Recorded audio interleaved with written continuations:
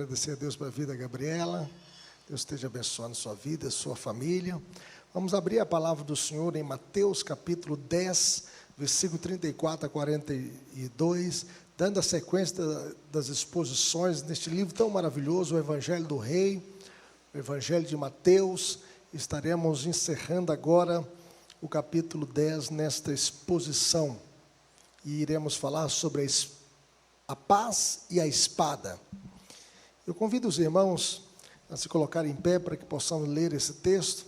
Convido você que está em casa a acompanhar a leitura para a nossa edificação. Vamos ler esse texto e vamos pedir ao Senhor que fale conosco. Nós precisamos ouvir a voz de Deus.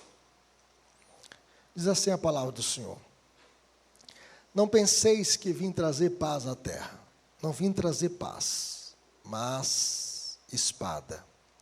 Pois vim causar divisão entre o homem e seu pai, entre a filha e sua mãe, e entre a nora e sua sogra.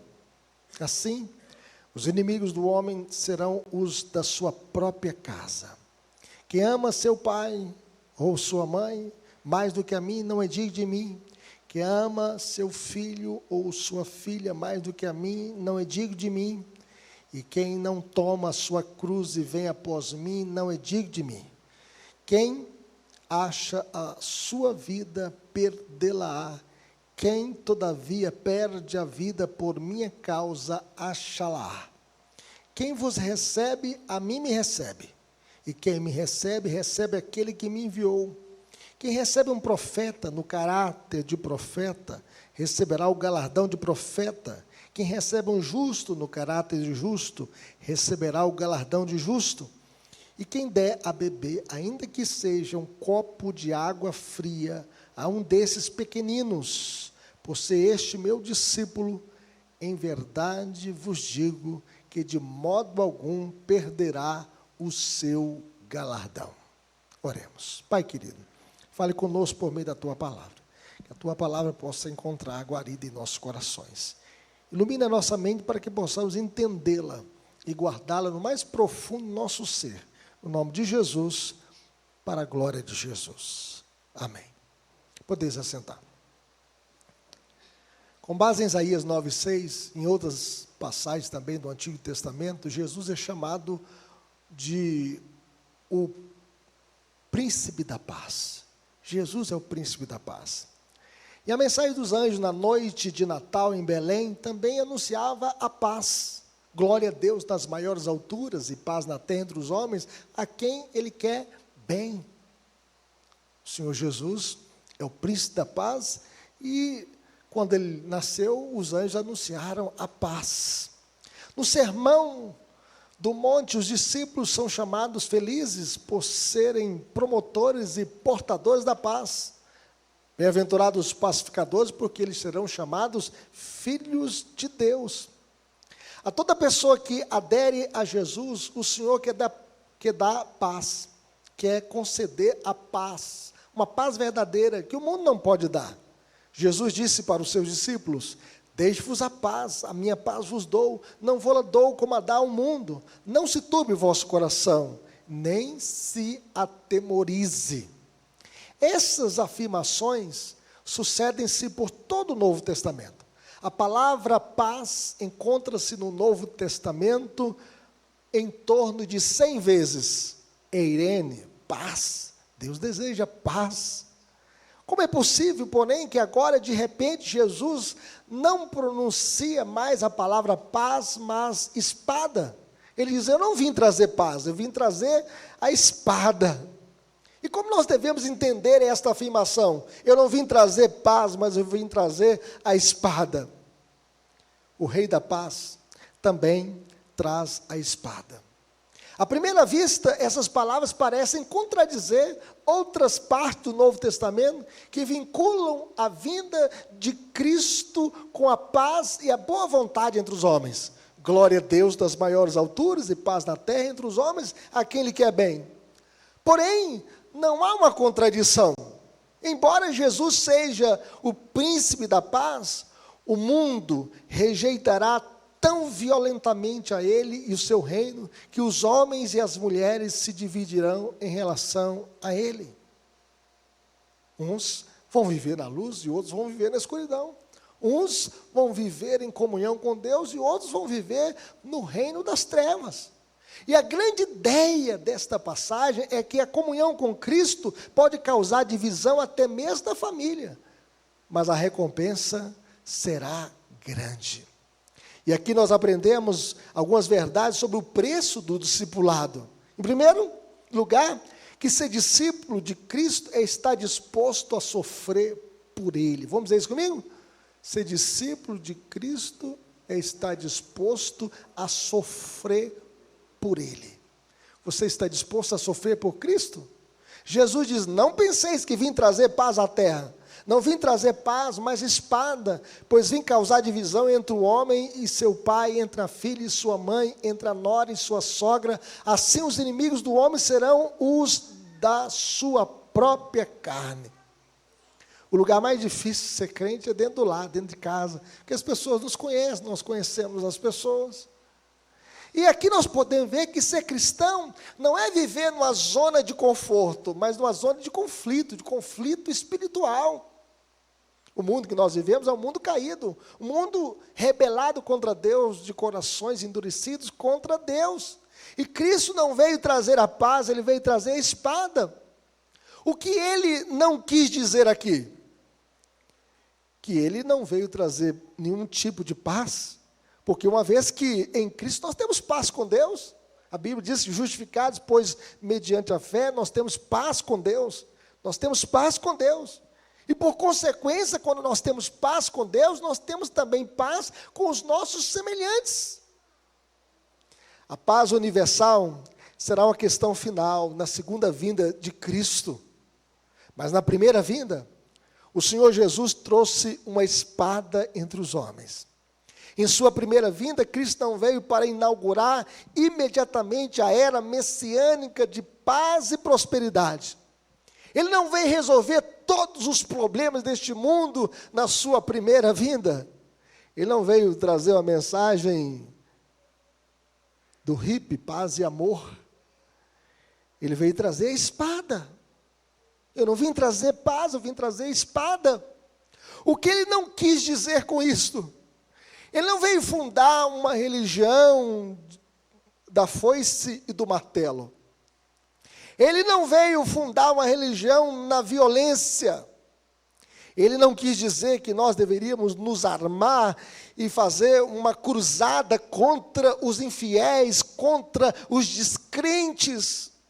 Ele não quis dizer que nós deveríamos usar a espada para converter os infiéis na força, no poder das armas. O que ele quis dizer é que por causa dele, por causa do nome dele, por causa da pessoa dele, haveria conflitos entre as pessoas, cidades e países, e que a sua pessoa seria o motivo de debate, de polêmica e de inimizades. E a razão disso é a apresentação radical que ele fez de si mesmo. Jesus disse que ele é o próprio Filho de Deus, o Deus encarnado. Ou Jesus é o que é, ou Jesus era um louco. Jesus disse que ele é o único caminho para Deus. E o mundo ensina que todos os caminhos levam a Deus. Jesus disse que sem ele todos estão perdidos. Não há salvação sem Cristo. Nós precisamos dele para sermos salvos. Ele é o caminho, ele é a verdade, ele é a vida. E isso coloca uma espada na mão de quem não acredita. Segundo o bispo Riley, enquanto um homem crê, o outro permanece na incredulidade. Enquanto o homem resolve desistir dos seus pecados, se arrepender dos seus pecados, mas o outro está resolvido a continuar no pecado. E o resultado do evangelho, então, será o quê? Divisão. Não devemos culpar o evangelho e sim o coração do homem que está rebelado contra Deus. E isso pode acontecer quando o evangelho chega numa família. Um abraça o evangelho e o outro continua seguindo na escuridão, nas trevas. E por isso há conflito, e por isso há divisão. Em outras palavras, o coração não regenerado está em rebelião contra Deus. Não há comunhão da luz com as trevas. Não há comunhão entre o crente e o incrédulo. Há uma cisão, como o óleo não se mistura com a água. E por afirmar essas coisas, meus irmãos, os seguidores de Jesus despertam hostilidade, inimizade, ódio e perseguição da parte de quem não acredita. Aquele que não acredita persegue. Eu lembro que quando eu abracei o evangelho, eu fui chamado de fanático, e fui chamado de fanático dentro da minha própria casa. Fui chamado também pelos meus amigos, que agora eu estava carregando uma rapadura debaixo do braço, que era a Bíblia. E fui chamado por outros que eu estava bitolado por causa que eu estava lendo a palavra de Deus. E orava, e frequentava a igreja. A espada que Jesus veio trazer não é para que os seus seguidores firam o mundo, mas é a espada pela qual os seus seguidores serão feridos. Muitas vezes nós somos feridos por este mundo que se rebela contra Deus e contra aqueles que seguem a Cristo. A vinda de Cristo, meus irmãos, a uma casa é muitas vezes a causa da dissensão entre os convertidos e não convertidos. A pessoa de Jesus provoca isso. Não é agradável a Deus que uma família viva em guerra. Deus não se agrada disso. A Bíblia diz, se possível, quanto depender de vós, tende paz com todos os homens. No entanto, nem sempre isso é possível. Nem sempre isso é possível. Já ouvi dizer de pais que deserdaram os seus filhos por causa da fé. Pais que falam, não vou deixar nada para você, porque agora você é crente. Ou outros que romperam contatos com eles, dizendo, meu filho morreu. Não reconheço, porque agora ele é crente. Ou constantemente fazem comentários maliciosos, indecorosos com respeito à sua fé. Em algumas partes do mundo, a conversão ao cristianismo equivale à traição do seu próprio povo, e é considerada o pior tipo de traição ao próprio povo. E nesses casos é possível que ocorram danos físicos, alguns filhos apanham, alguns filhos perdem bens, e outros até morrem. Existem alguns que estão refugiados aqui no Brasil. Tem um marroquino que fugiu do seu país porque o seu pai o jurou de morte. E hoje, quando se pergunta para o pai dele sobre o seu filho, ele diz, o meu filho morreu. Então, existem muitas pessoas perseguidas por causa da fé dentro da própria família, porque o filho abraçou a fé em Cristo Jesus. E aqui Jesus não estava adocicando a vida do discipulado, Jesus estava falando que a missão era difícil. E que a família poderia se dividir por causa da fé em Cristo Jesus. E ele tinha o objetivo de preparar seus seguidores para o que estava para acontecer no futuro. Porque a pregação despertaria a violência dos perseguidores, como no caso de Tiago. Que Tiago que foi assassinado, morto à espada, que perdeu a sua vida pelo seu próprio povo. E ele ficou preso por causa da fé e depois decapitado, morto por causa da fé. Como Estevão, que foi apedrejado porque ele conheceu Jesus, era um diácono na igreja primitiva, era um servo de Cristo e deu testemunho da sua fé diante do sinédrio. E por causa disso, ele morreu por causa da sua fé, foi apedrejado. Quem quiser, meus irmãos, ser discípulo de Cristo, tem que estar disposto a enfrentar a ira e o desprezo, o desdém dos pais, da esposa, do esposo e dos irmãos não crentes. Há relatos que esposas entregam os seus maridos convertidos ao islamismo, dizendo, olha, ele negou a fé islâmica, agora é um cristão. Outros foram entregues também para os políticos poderosos do comunismo, pessoas que perderam seus bens e perderam também a sua vida e a sua família, entregues pelos próprios familiares.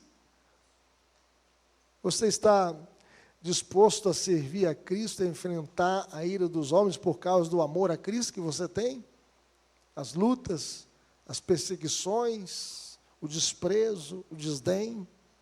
Jesus estava preparando os seus discípulos para tudo, para essas possibilidades que poderiam acontecer, como aconteceu em suas vidas. Pedro foi crucificado de cabeça para baixo, porque ele dizia: eu não sou digno de morrer como o meu Senhor morreu.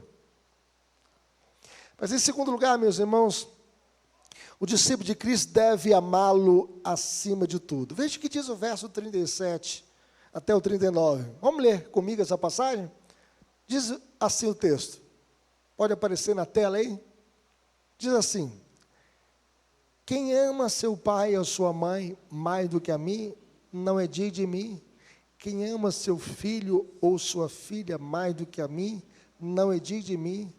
Quem não toma a sua cruz e vem após mim, não é digno de mim. Quem acha a sua vida, perdê-la-á. Quem, todavia, perde a vida por minha causa, achá-la-á.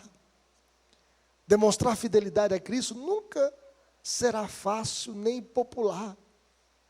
O mundo nos diz para nos preocuparmos com nós mesmos, com nossa vida, com os nossos próprios interesses, nossa identidade, nossa família, nossa paz, nossa segurança, nossos bens, nosso sucesso. O mundo alimenta a fera insaciável do eu, de entronizar o eu, colocar o eu sempre em primeiro lugar. Porém, o chamado de Cristo coloca unicamente Jesus no trono da nossa vida. Cristo deve ocupar o primeiro lugar, o lugar principal, o trono do nosso coração. Isso não significa que devemos odiar as outras coisas da vida. Jesus não está sugerindo que nós não amemos nossos pais e filhos. Todavia, não devemos amá-los mais do que amamos a Cristo. Nós devemos amar a Cristo acima de tudo.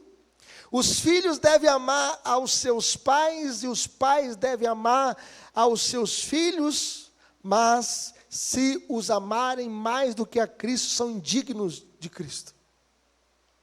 Nós não podemos amar os nossos pais, os nossos filhos, os nossos bens, mais do que a Cristo.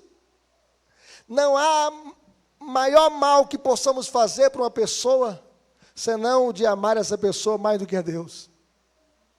É um grande mal que nós fazemos para as pessoas, quando nós as amamos mais do que a Deus. Todo amor que não tem Deus no centro da vida é um amor idólatra, um amor egoísta. Nós devemos amar a Deus acima de tudo. Cristo deve ser o primeiro na nossa vida. O nosso amor a Cristo deve estar acima do nosso amor paternal, do nosso amor maternal, do nosso amor filial, do nosso amor conjugal. Cristo reivindica o lugar mais alto em cada coração humano. O lugar mais alto no pódio, no trono do nosso coração, tem que ser Cristo. Além do mais, meus irmãos, nós devemos amar a Cristo acima de nós mesmos. Jesus disse que quem não toma a sua cruz e vem após mim, não é digno de mim. E a cruz é instrumento de morte. Muitas pessoas que às vezes não obedeciam os imperadores, os reis, eram crucificadas. Sentença capital, cruz, crucificação. E eles sabiam disso, eles entendiam quando se falava da cruz. E Jesus disse que nós devemos tomar a cruz. Quem não tomar a cruz e vem após mim, não é digno de mim. E tomar a cruz significa enfrentar o maior sacrifício. É não considerar a vida preciosa para si mesmo. Devemos estar dispostos a perder até a própria vida por amor a Cristo. Quem acha a sua vida, perdê-la. Quem todavia perde a vida por minha causa, achá-la. Existe uma perda que é ganho, e existe um ganho que é perda. Quem acha a sua vida, perdê-la. E quem perde a sua vida, achá-la. Ah, meus queridos irmãos, apegar-se a esta vida pode nos fazer perder o melhor de Cristo deste mundo e no porvir. Perder a vida por Cristo se refere a uma pessoa que se recusa a renunciar a Cristo, mesmo que a punição seja a morte. Nós devemos amar a Cristo acima de tudo, negar a nós mesmos, renunciar a nós mesmos e jamais negar a Cristo por causa das perseguições, das lutas e aflições da vida. Mas em terceiro lugar, nós aprendemos neste texto que o discípulo leal receberá a bênção da união com Cristo. Veja o que diz o verso 40. O verso 40 fala assim: quem vos recebe a mim, me recebe, e quem me recebe, recebe aquele que me enviou. Verso 41 fala assim: quem recebe um profeta no caráter de profeta, receberá o galardão de profeta, e quem recebe um justo no caráter de justo, receberá o galardão de justo. Verso 42 fala assim: e quem der a beber, ainda que seja um copo de água fria a um desses pequeninos, por ser meu discípulo, em verdade vos digo que de modo algum perderá o seu galardão. Há recompensas para aqueles que servem a Cristo. Há recompensa para os servos de Cristo. Ele não os abandona quando os envia em uma missão. Cristo está conosco. Quem vos recebe, a mim me recebe. E quem me recebe, recebe aquele que me enviou.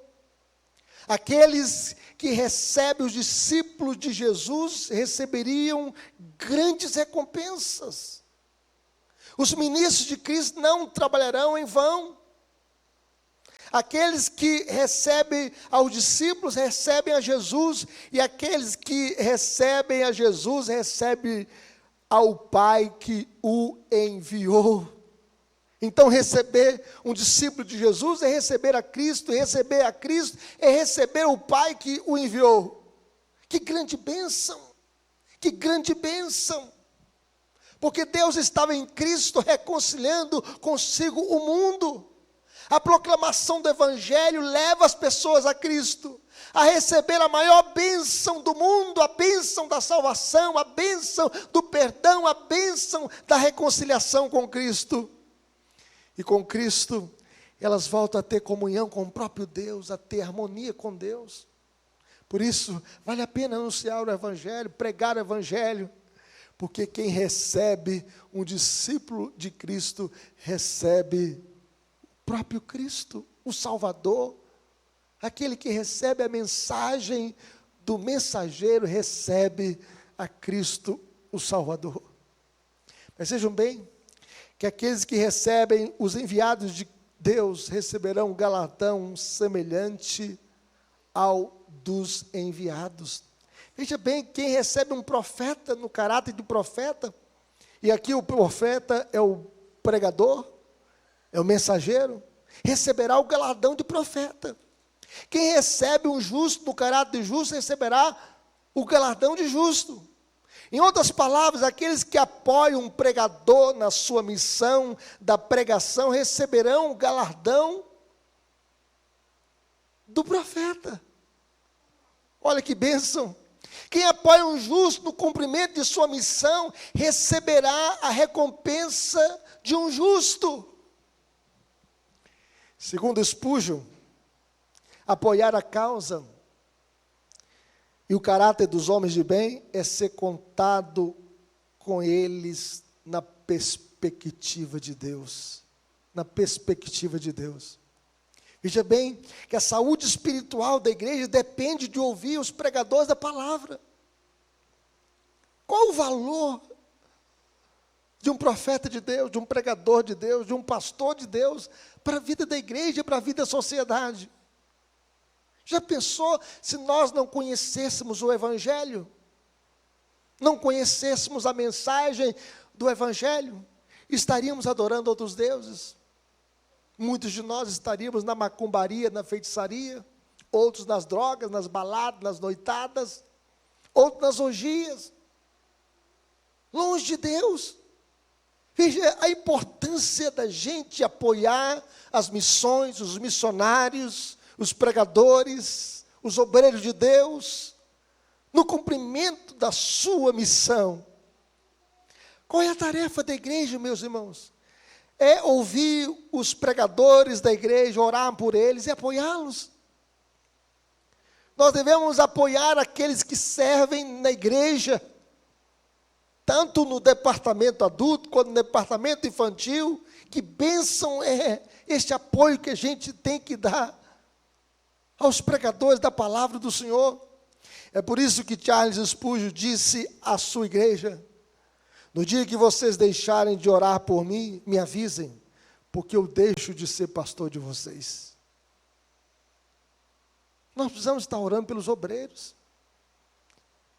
pelos pregadores, por aqueles que eles fazem em prol das almas, das vidas, para que eles sejam corajosos, destemidos, abençoados, sustentados, amparados e guardados pelo Senhor.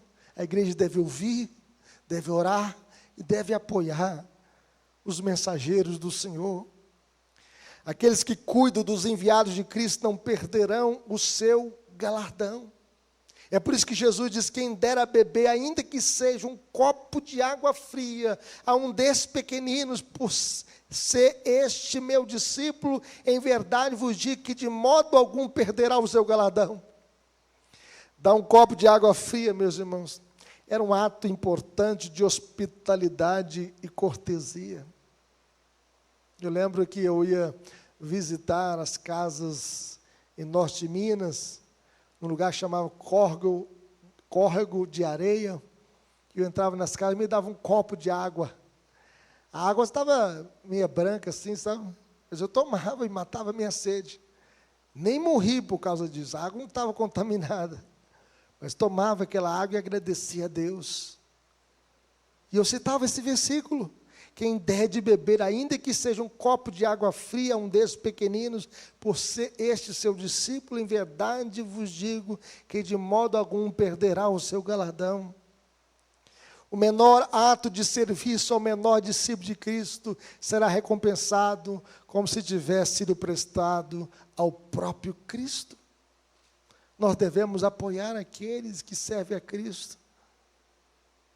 E mesmo esse gesto mais singelo, mais modesto, de dar um copo de água fria, essa pessoa não perderá o seu galardão e a sua recompensa, por esse ser seu discípulo.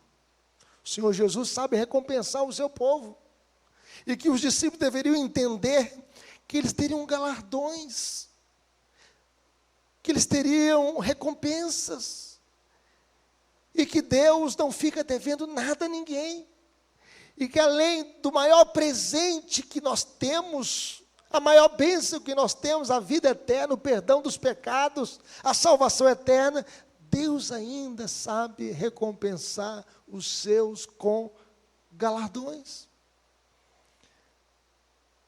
No novo céu, na nova terra, nós teremos um banquete, as bodas de ouro, nós teremos o melhor de Deus no porvir, e Deus vai recompensar os seus, por suas obras, por sua dedicação, pelo seu serviço, que possamos servir ao Senhor com alegria, porque Deus sabe recompensar os seus servos. Aplicações para a nossa vida, meus irmãos: como viveremos? Em primeiro lugar, enfrentando os conflitos sem jamais negar a Cristo. Ele está conosco na alegria, na tristeza, na saúde, na doença, na bonança e na falta de tudo. Siga em frente, supere a rejeição, seja de estranhos, seja de amigos, seja de familiares. Devemos prosseguir em confessar Jesus, o nosso Senhor, seja qual for a consequência disso, seja qual for a luta. Siga a Cristo, siga em frente. Devemos prosseguir, mesmo se a nossa casa se tornar uma cova de leões para nós precisamos lutar por nosso Senhor. Nós devemos batalhar em prol do reino de Deus. Nós devemos confessar a Cristo e servi-lo com integridade de vida. Como viveremos? Em segundo lugar, colocando Cristo no trono da nossa vida. Que Cristo seja o primeiro na sua vida, o primeiro no seu coração. Quem é mais importante para você? Seu pai, sua mãe, seu filho, seus negócios, seus bens? Quem é mais importante para você? Que Jesus seja o primeiro no trono do seu coração. Devemos seriamente cuidar para que não transformemos os nossos amados em ídolos, por amá-los mais do que a Jesus. Nós devemos amar a Jesus acima de tudo. Nunca devemos colocar os nossos amados perto do trono do nosso rei. Jesus é o nosso rei. Ele tem que estar no trono do nosso coração, deve ocupar o primeiro lugar na história da nossa existência. Como viveremos? Em terceiro lugar, esperando a recompensa que vem do Senhor.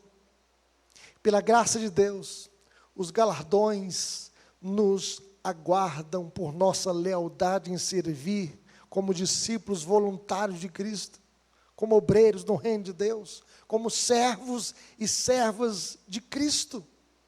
O escritor de Hebreus, no capítulo 6, verso 10, diz o seguinte: porque Deus não é injusto para ficar esquecido do vosso trabalho e do amor que evidenciastes para com o seu nome, pois servistes e ainda servis aos santos. Deus não é injusto, Ele não se esquece daquilo que nós fazemos para Ele e para os seus santos, para o seu povo. Você receberá uma recompensa que vem do Senhor. Deus sabe recompensar os seus. Deus sabe galardoar o seu povo. Deus não se esquece nem de um copo de água fria dado a um de seus pequeninos, por esse ser um dos seus discípulos. Ele sabe recompensar o seu povo, Ele sabe retribuir, Ele sabe abençoar o seu povo. Que Deus nos abençoe. Vamos falar com Cristo, vamos clamar ao Senhor.